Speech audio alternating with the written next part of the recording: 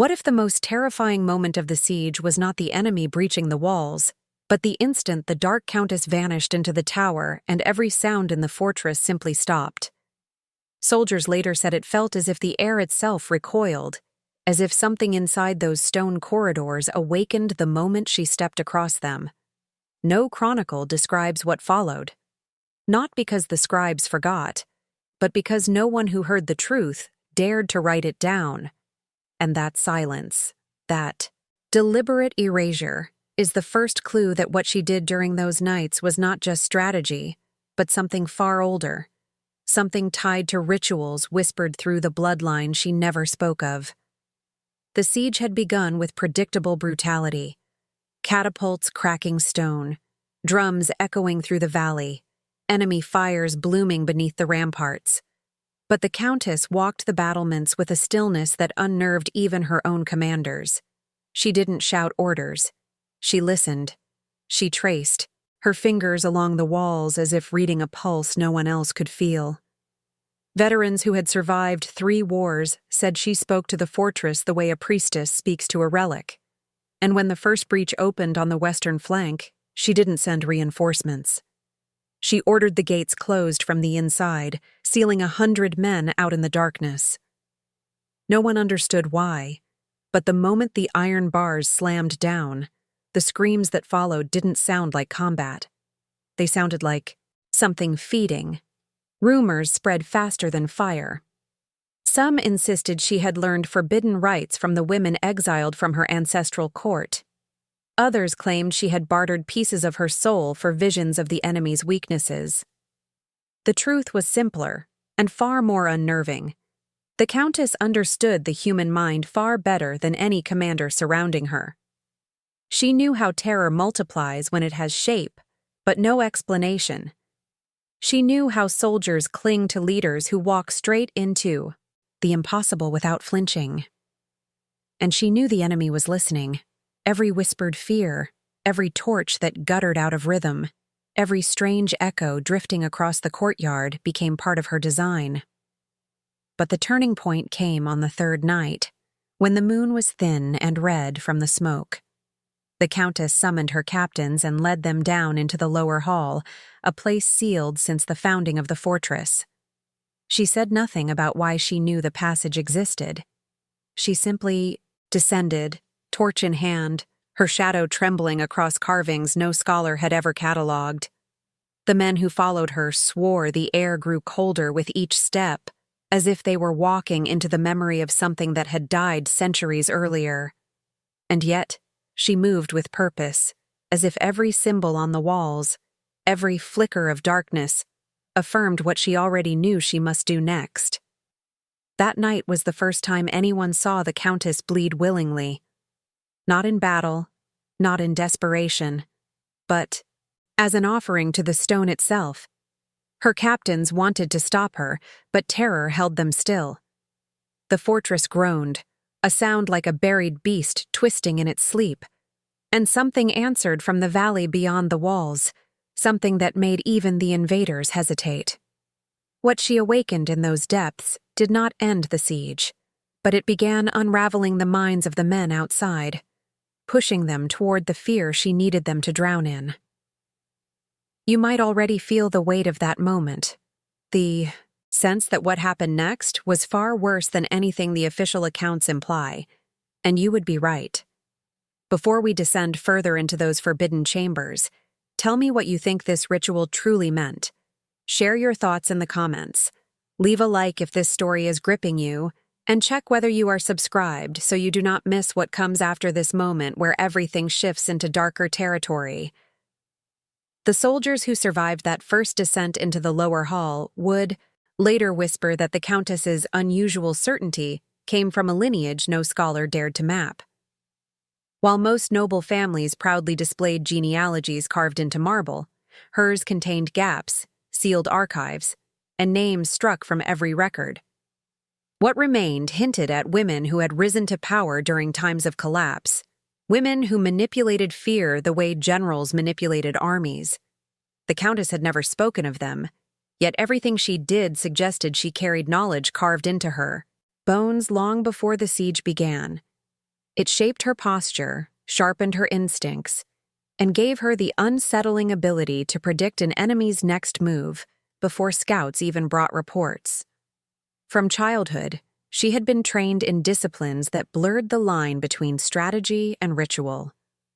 While others learned swordplay and diplomacy, she learned how to steady her breathing until her heartbeat slowed so drastically she could sense vibrations in the ground. She learned how to isolate a single sound in the chaos of battle and follow it as if tracking prey. And she learned how to read a human face the same way she read weather patterns, discerning fear, hesitation, or deception before a person uttered a word. These teachings were remnants of a tradition whispered about in distant provinces, a tradition believed to have died out centuries earlier, yet preserved in fragments by the women of her bloodline. As the siege tightened, these skills became weapons far more potent than blades. She would sit in silence as enemy messengers shouted demands across the valley, her expression unreadable, her eyes studying the formation of their soldiers rather than their words. She identified weaknesses in their ranks from the way they shifted their weight, from the rhythm of their torches, from the hesitation buried in the pauses between their signals. Her captains could not understand how she gathered this knowledge so effortlessly, but they obeyed her commands because her predictions proved accurate every time. When she declared that the enemy commander doubted his own men, events soon confirmed it. When she warned that the invaders would attempt a hidden flanking route near the ravine, her archers were already waiting. This uncanny insight unnerved her own soldiers as much as it terrified the enemy. They began to wonder whether she truly saw patterns or whether she sensed something else, something that moved beneath the surface of conflict. They noticed how she blended practical strategy with gestures that felt ritualistic. She paced in perfect circles before addressing her battalions, tracing shapes that matched the symbols carved into the lower hall.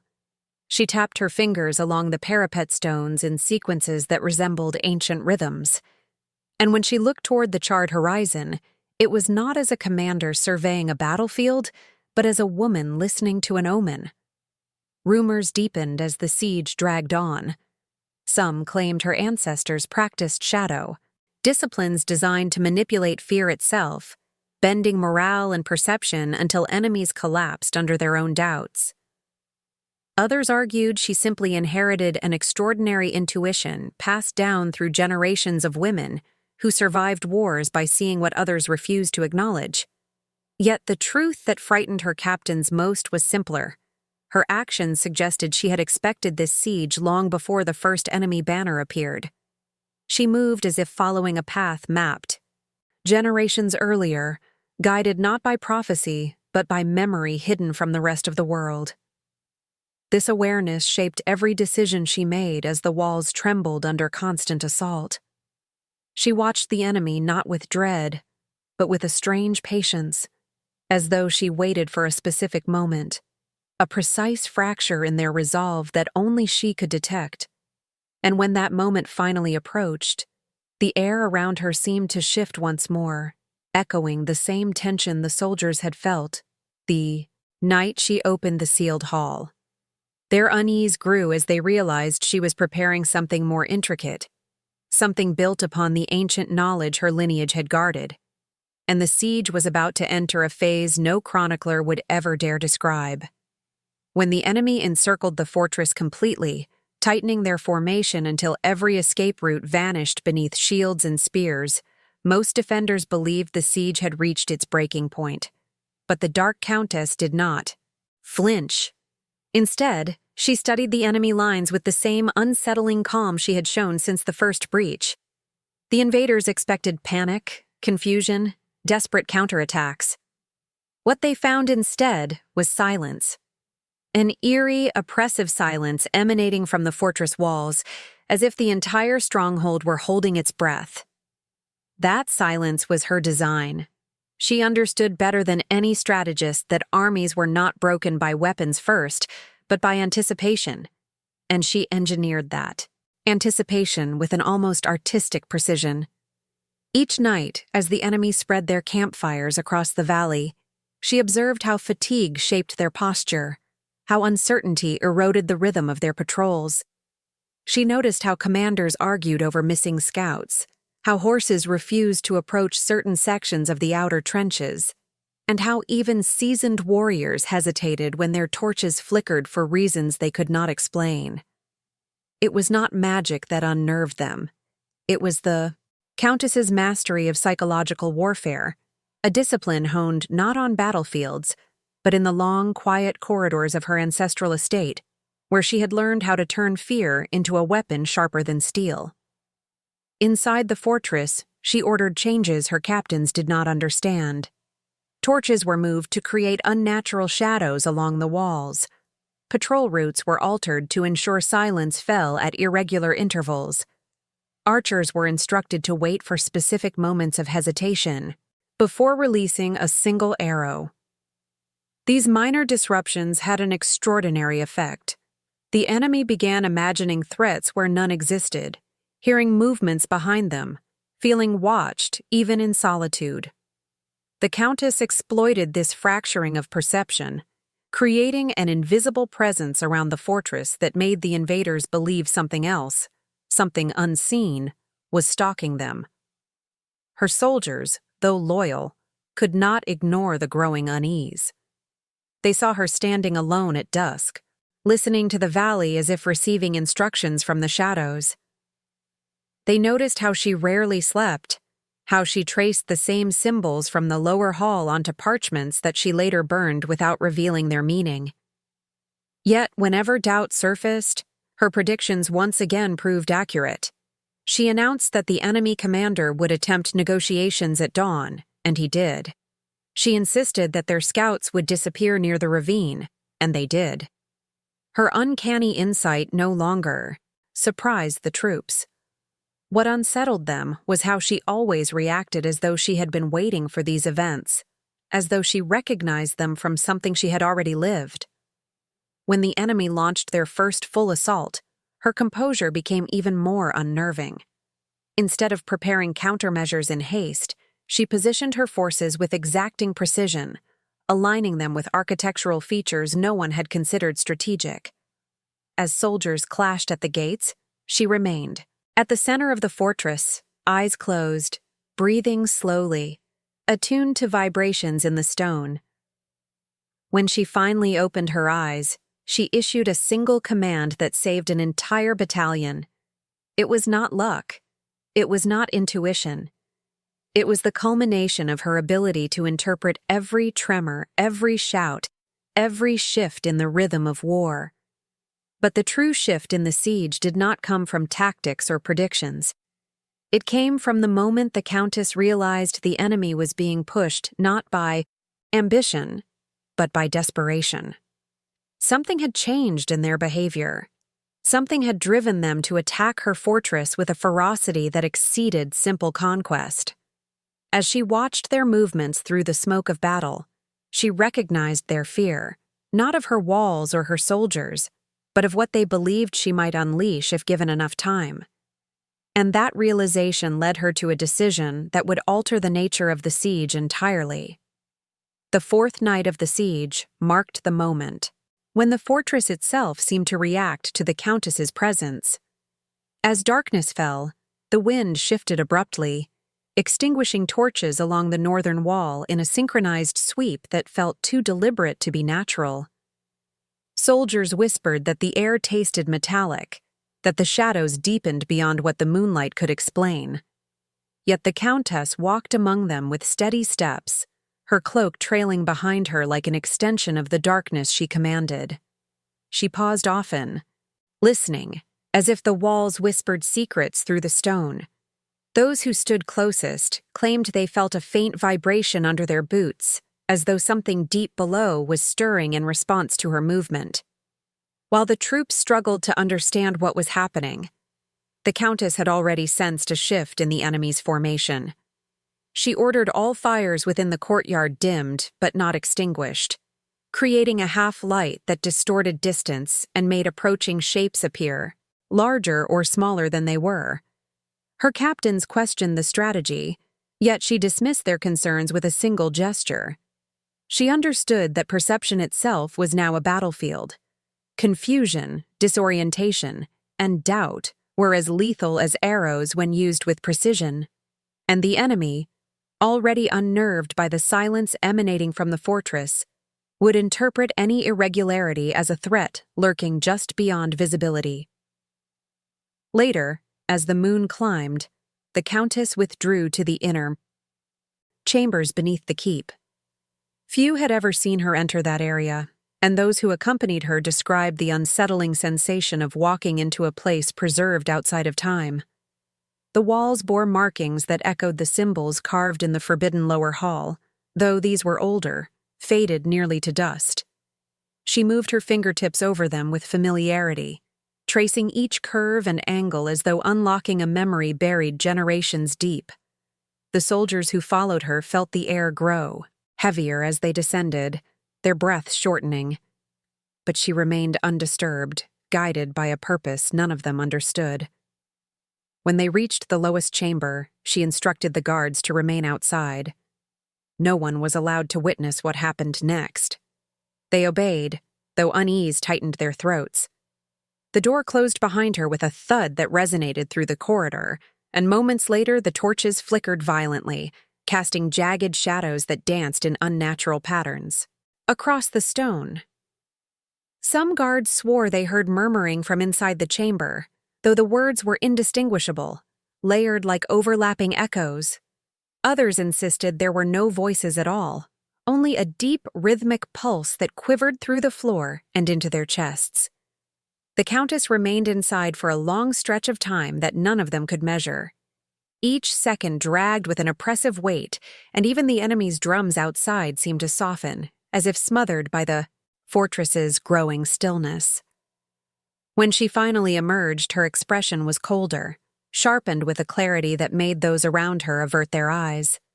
She carried no weapon, yet the air around her felt charged, as if she had drawn something invisible from the depths of the chamber. Her first command was simple. All archers were to be positioned along the southern ramparts, regardless of enemy movement. Her captains hesitated, but her tone left no room for resistance. As they executed her orders, some soldiers noticed a strange phenomenon. The shadows cast by the moonlight did not align with their bodies.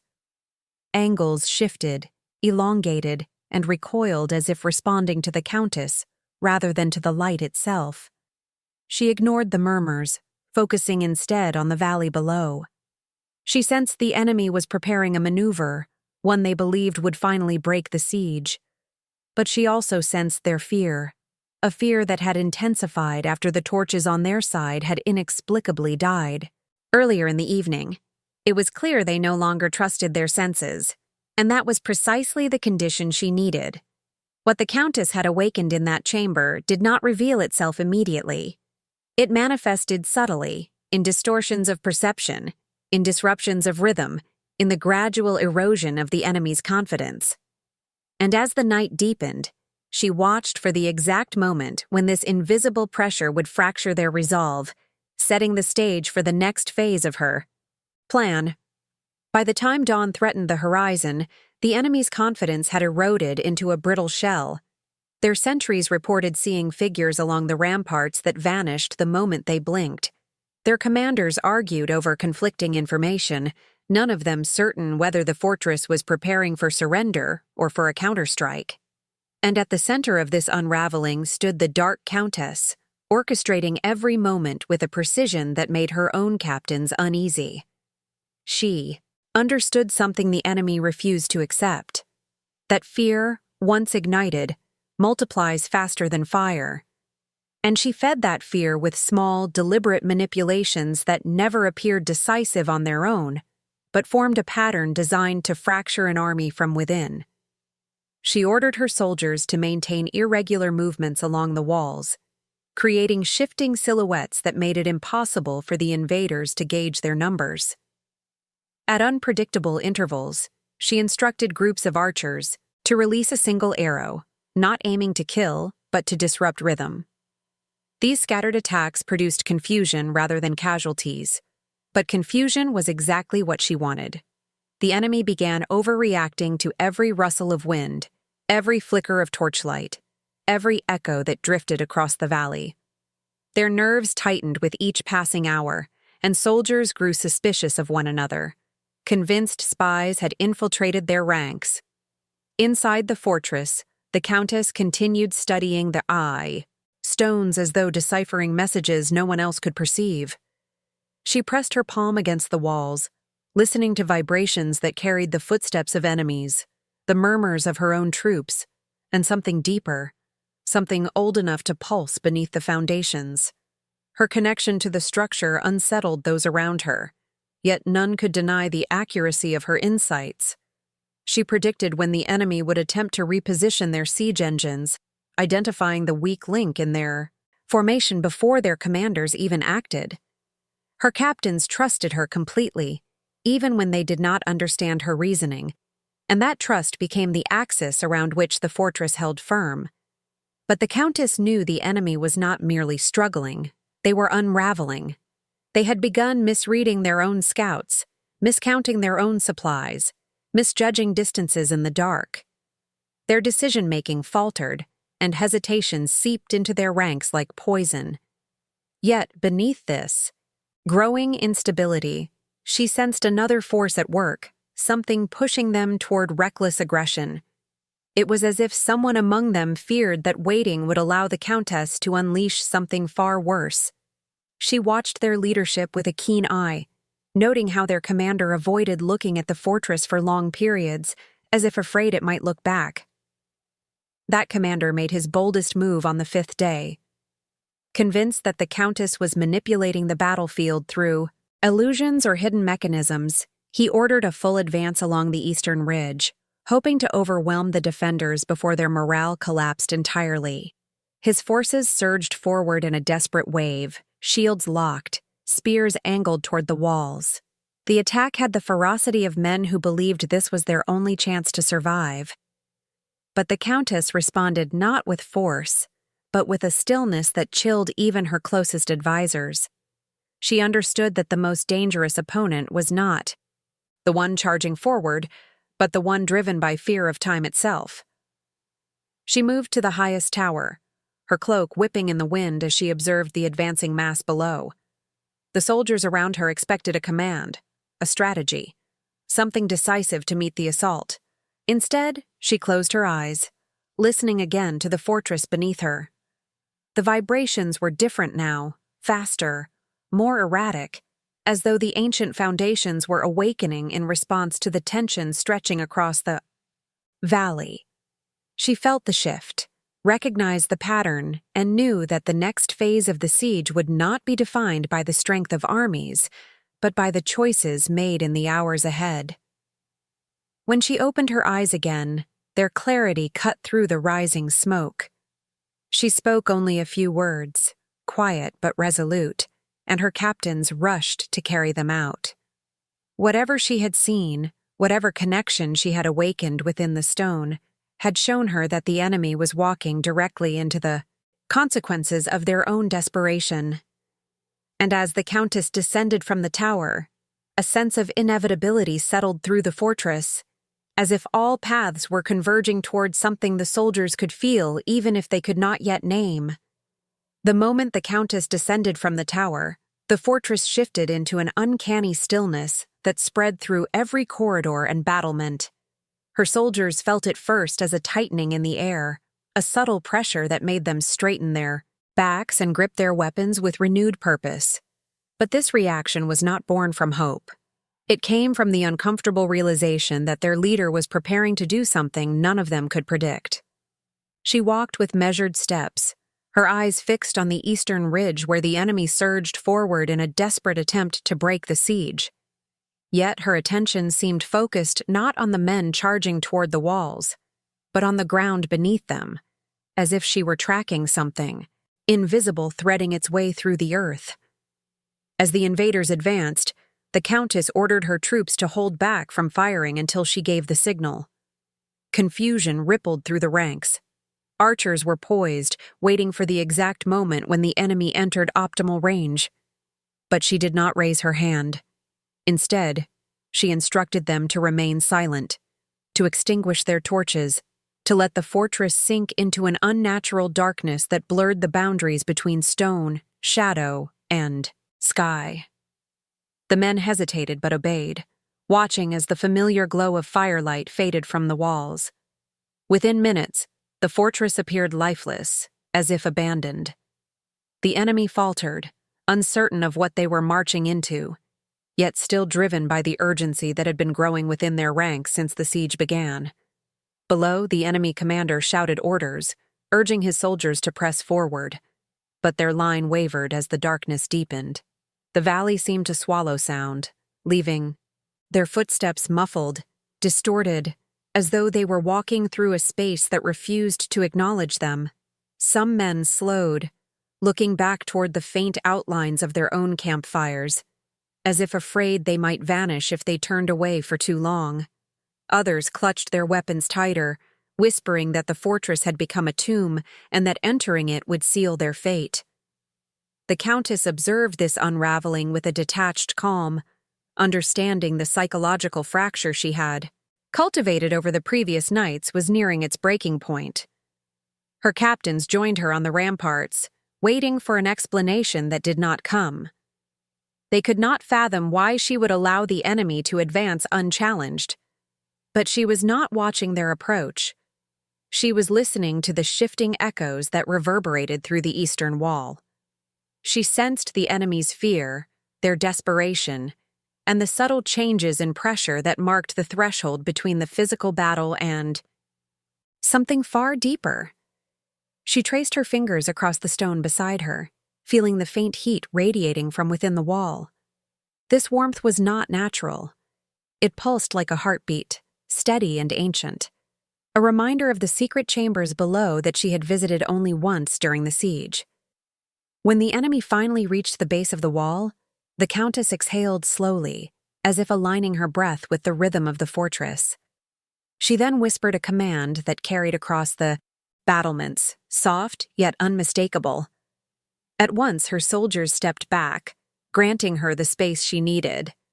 She extended her palm toward the eastern ridge, not in a gesture of attack, but in a silent acknowledgement of what was about to unfold. The earth trembled faintly, a vibration so subtle that most dismissed it as the weight of the advancing army. But she felt the true source. Something beneath the fortress had awakened in response to her earlier descent through the forbidden chambers. And now, with the enemy gathered in a tight formation, its presence stirred more loudly.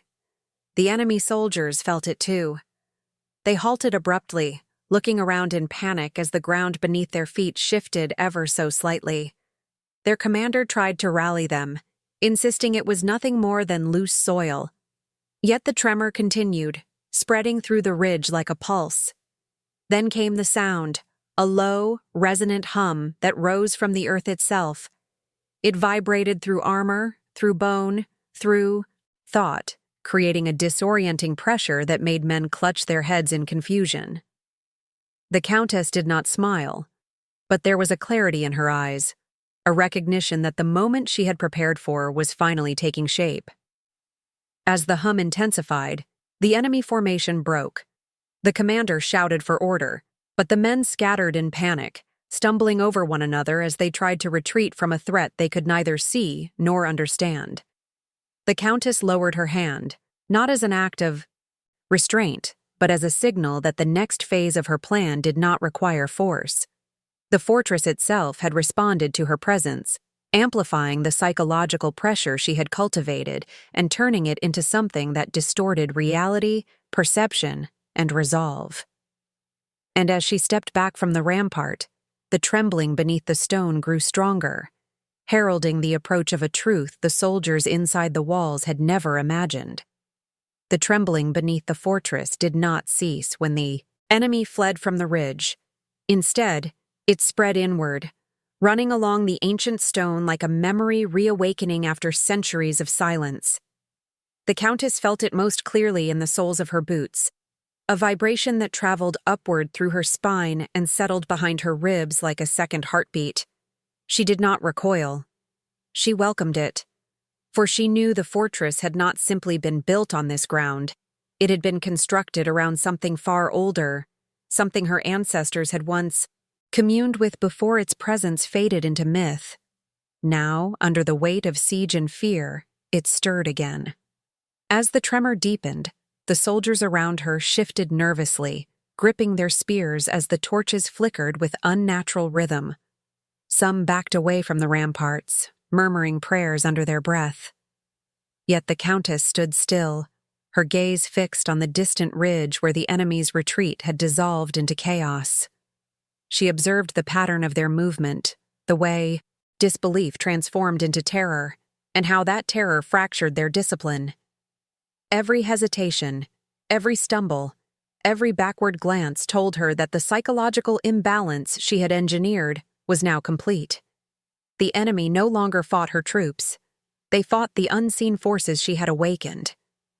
Her captains joined her above the courtyard, their faces pale as they registered the shift in the air.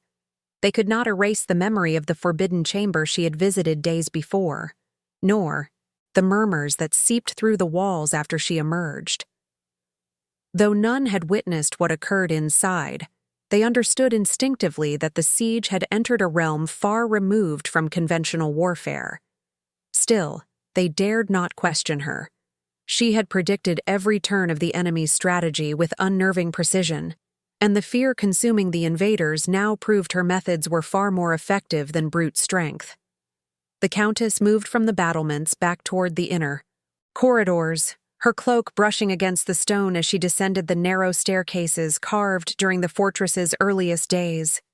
The deeper she went, the clearer the vibrations became, as if the ancient presence below recognized her footstep.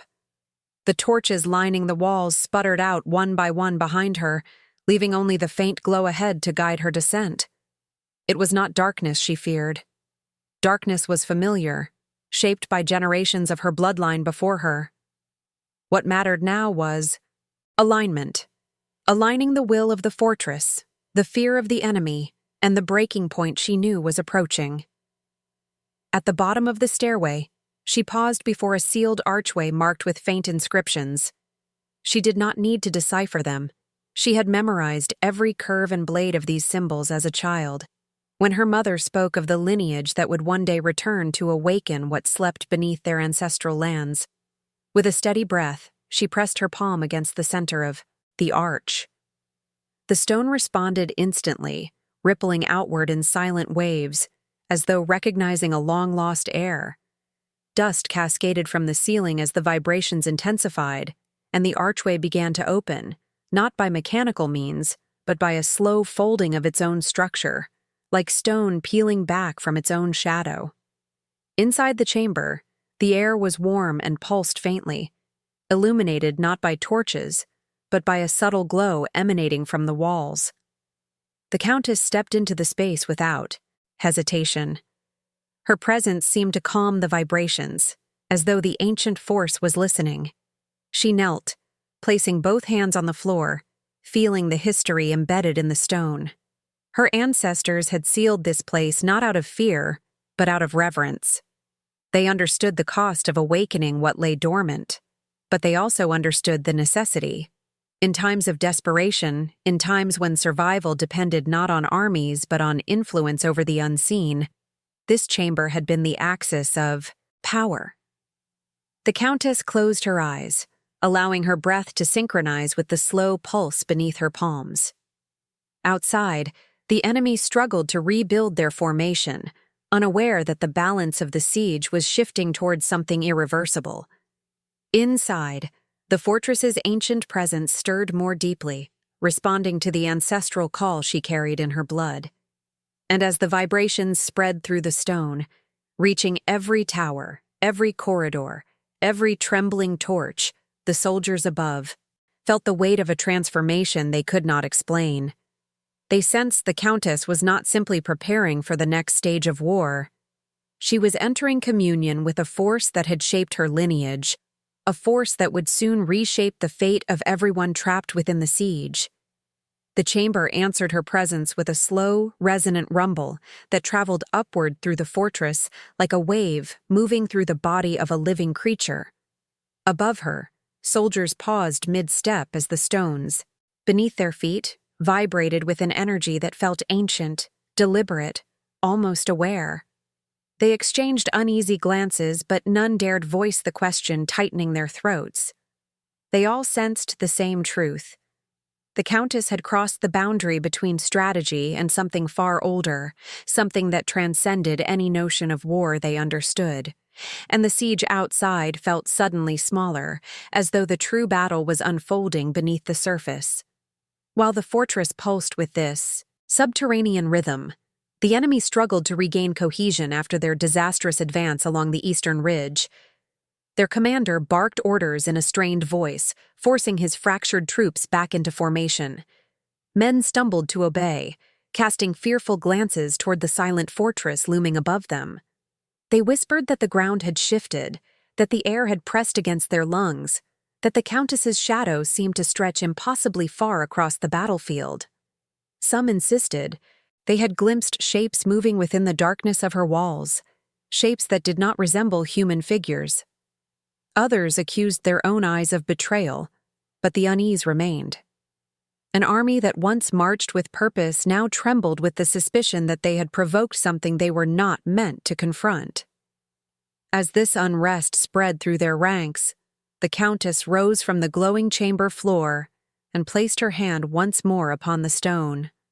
The pulse beneath her skin grew sharper, more focused, as though aligning itself with her intention. She did not speak.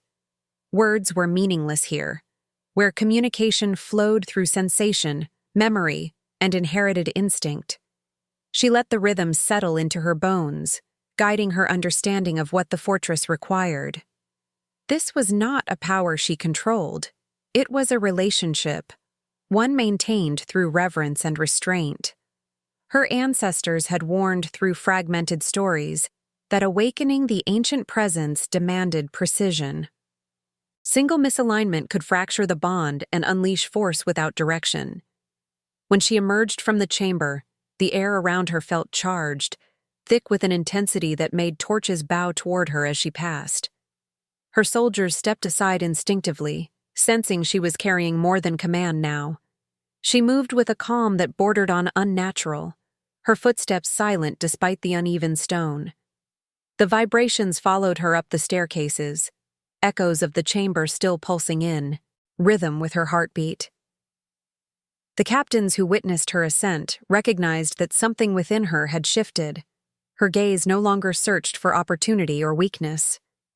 It examined the battlefield as if she could see the fractures in the enemy's morale before they fully formed. Outside the walls, the enemy prepared for another assault, rallying what remained of their discipline. The commander attempted to restore confidence by speaking of honor, fate, and divine favor, but his soldiers no longer listened with conviction. Their eyes repeatedly drifted toward the fortress, toward the darkened windows, toward the stillness that seemed to radiate from the Countess's domain. Despite the fading daylight, the fortress exuded a presence that made them feel watched, weighed, and judged by something beyond human intent. Their weapons felt heavier, their armor tighter, their breath shorter. The Countess observed them from the upper battlements, her expression unreadable. She sensed their hesitation, their tremors of doubt, the widening cracks in their resolve. She knew the psychological collapse she had engineered was nearing its final stage, but she also sensed something else, something within the enemy ranks that did not belong to them. A secondary force, unseen but present, pressing against their minds. It was subtle, like a faint static between thoughts, but unmistakably foreign. Whether it came from their own desperation or from something awakened beneath the earth, she could not yet determine. But she recognized its shape, its rhythm, its whispering pull. She lifted her gaze toward the smoke-streaked sky, feeling the weight of the impending shift. The siege was nearing the moment when strategies would give way to inevitabilities shaped long before any soldier arrived on this battlefield. and as the enemy tightened their formation for a new attack, the fortress responded with a low tremor, a warning pulse, as though preparing for the culmination of everything the Countess had set into motion. The tension thickened as the enemy reassembled for their next attempt, but beneath their frantic efforts lay a truth none of them could articulate. They were no longer fighting a fortress. They were fighting a presence. Even the most hardened veterans felt it, a pressure beneath their ribs that tightened each time they looked at the ramparts. Their commander barked orders with increasing desperation, yet his voice cracked at the edges, betraying the fear he tried to suppress. His men saw it, and the doubt spreading through the ranks grew sharper, heavier, more contagious. The Countess observed this unraveling with a steady gaze, recognizing the precise moment when logic gave way to instinct, when soldiers lost their sense of autonomy and surrendered to the primal fear she had been cultivating from the beginning. Inside the fortress, her own troops felt the shift as well. Their fear did not come from the enemy, but from the strange alignment between the Countess and the walls around them. She walked the corridors without hesitation, her steps sinking with the faint rumble beneath the stone. Every movement she made seemed to resonate through the fortress, as though the structure awaited her commands before deciding how to breathe. Wherever she passed, torches dimmed momentarily, as if bowing to an unseen gravity surrounding her. Though her soldiers did not understand what she had awakened in the depths, they recognized that her presence kept the fortress stable even as unseen forces stirred. As the sun fell behind the mountains, the battlefield descended into a twilight haze. Shadows stretched unnaturally long across the valley, bending toward the fortress as if pulled by the same pulse emanating from the chamber below. The enemy paused mid-formation, startled by the sudden dimming of light that was not caused by clouds or smoke. Some claimed the shadows moved independently, shifting in directions opposite the wind. Others muttered that the Countess had commanded the darkness itself, that her bloodlines whispered legends were not merely symbolic rites, but practices tied to forces neither realm nor religion had ever mastered. The commander attempted to quell their panic by focusing on tangible threats. He ordered torches lit along the ridge and instructed his men to advance in staggered formations. But as they moved, something disorienting unfolded. The sound of their footsteps no longer matched the rhythm of their march. Echoes bounced in unexpected directions, growing louder where they should have been faint, vanishing where they should have carried. Some soldiers insisted they heard murmurs drifting from the fortress, soft voices threading through the wind like warnings uttered by invisible watchers. The more they tried to ignore these sounds, the stronger the pull of uncertainty became. On the battlements, the Countess listened intently, sensing how far the psychological distortions had spread. She recognized the signs of collapsing morale, the widening of eyes, the hesitation before stepping forward, the tightening of grips on weapons. But she sensed something deeper as well. The presence beneath the fortress was no longer merely reacting. It was beginning to influence perception beyond the stone walls, extending its reach into the valley where the enemy stood. The Countess felt that influence brush against her consciousness, a subtle whisper urging her toward a choice she had long anticipated but never fully understood. It was not a call to violence, but a call to alignment, a merging of her lineage's purpose with the ancient power stirring below. Her captains approached her cautiously, uncertain whether to speak. They sensed the strain of the moment, how the air felt thin and charged, how the stone beneath their feet hummed with an almost living tension. The Countess did not turn to face them. She remained focused on the enemy's formation, watching as confusion fractured their unity once more. For a brief moment, she remembered the tales her mother had whispered, stories of women who stood on thresholds between worlds, guiding forces that shaped the fate of entire regions.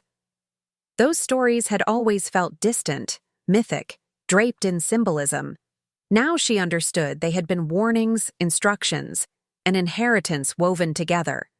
The enemy shifted again, this time more chaotically, as if unsure whether to advance or retreat.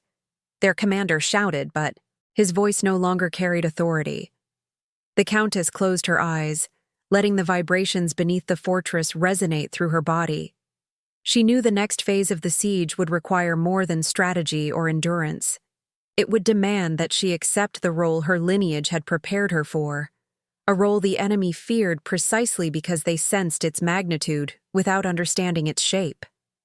And as she opened her eyes once more, her pulse aligned fully with the fortress's ancient rhythm, signaling that the final turning point of the siege was about to unfold.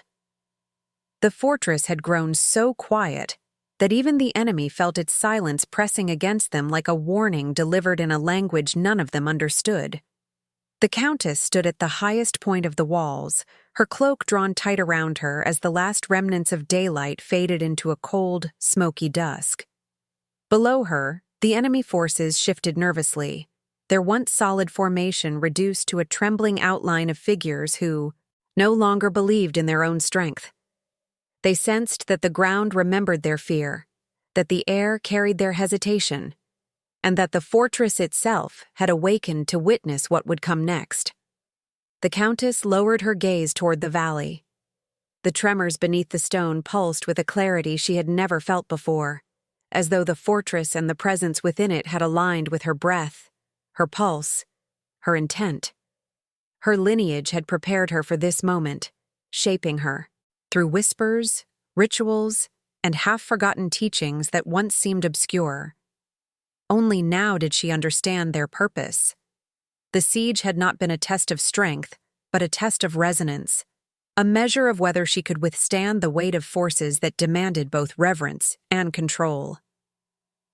As the enemy attempted one final surge, the Countess stepped forward, her hand grazing the stone that pulsed with ancient awareness.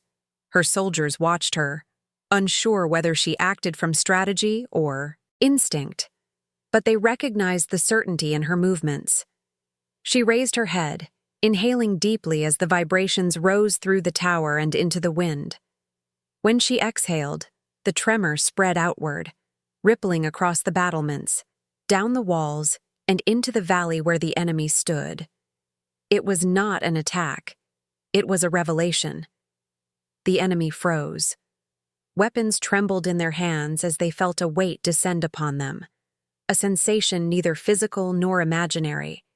It was the realization that the Countess was no longer simply defending a fortress. She was synchronizing with it, channeling its ancient presence into a force that eroded their certainty, their identity, their will to stand. Some dropped their shields. Others turned without warning and fled into the dusk, abandoning the battlefield in silent panic. Their commander shouted until his voice fractured, but fear had already rooted itself too deeply. The Countess watched as their formation dissolved like mist pulling away from stone. Her captains approached, hesitant, unable to make sense of what they had witnessed. She did not offer explanations. Explanations belonged to chronicles, and chronicles failed to capture truths shaped by forces older than language. Instead, she let the silence speak for her. The fortress beneath her feet settled into a slow, quiet pulse, as if returning to rest after fulfilling a purpose long delayed. The Countess exhaled softly. The siege was breaking, not through violence, but through the unraveling of everything the enemy believed they understood. For a brief moment, she felt the weight of what she had invoked. It was not victory she sensed, but responsibility, a reminder that her lineage had entrusted her not with dominance, but with balance. She had awakened the presence only because necessity demanded it, and she knew its influence would linger long after the enemy vanished. The air around her cooled as the tremors faded, leaving a stillness that settled across the fortress like a veil. Her soldiers felt it too, a quiet that was neither peace nor exhaustion, but the aftermath of something vast brushing against the world before withdrawing again. She stepped back from the battlements, her cloak trailing across the stone as she turned toward the inner corridors. The fortress no longer vibrated, but its memory lived in the rhythm of her footsteps. And as she walked, the final echoes of the siege faded behind her, leaving only the knowledge that history would never record what truly happened here, not because it was forgotten, but because no one would dare write it. And if you reach this point with me, I would truly like to know your thoughts. Leave a comment with the phrase, "This story stays with me so I can see you followed the entire journey." If the atmosphere, the tension, and the psychology of this tale resonated with you, a like on the video helps more than you imagine, and checking if you are subscribed ensures you do not miss the next dark narrative waiting just ahead. There is another video right beside this one that continues exploring the hidden depths of forgotten histories, so follow that path and stay with me a little longer.